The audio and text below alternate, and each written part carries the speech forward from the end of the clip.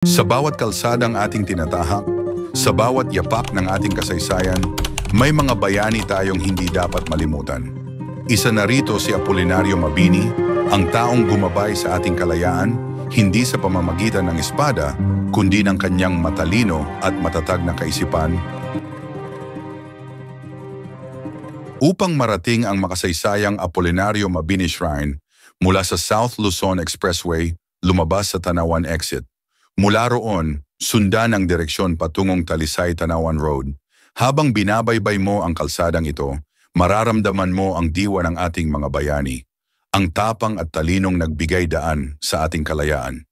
Ilang sandali pa, mararating mo na ang dambana ng utak ng himagsikan, isang lugar na nagpapakita ng di matatawarang pagmamahal sa bayan ni Apolinario Mabini. Nasa harapan natin ang isang lugar na puno ng kasaysayan. Dito nakahimlay ang isang utak ng revolusyon, ang taong bagamat hindi makatayo, ay nagpatayo ng isang bansang malaya. Dito sa kanyang puntod, nagpupugay tayo sa isang bayani na hindi iniwan ang kanyang mga paninindigan kahit sa kanyang huling hininga.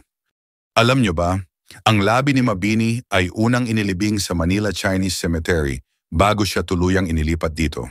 Ang kabaong na ito ang naging saksi sa kanyang huling paglalakbay. Walang kailangang mamatay tayo sa gitna o sa wakas man ng sang-araw na pagpapakasakit.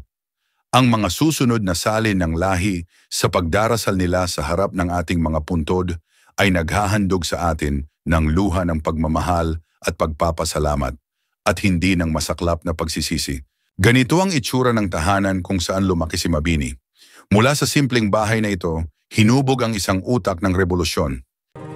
Ang bayan kong Pilipinas, lupain ng ginto't bulaklak, pag-ibig na sa kanyang palad, nag-alay ng ganda't dilag, at sa kanyang yumi at ganda, dayuhan ay na... Ngayon, higit kailanman, kailangan natin ang diwa ni Apolinario Mabini.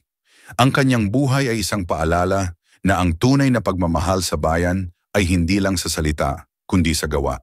Ipagpatuloy natin ang kanyang laban, isang bansang may dangal, tapang at tunay na kalayaan.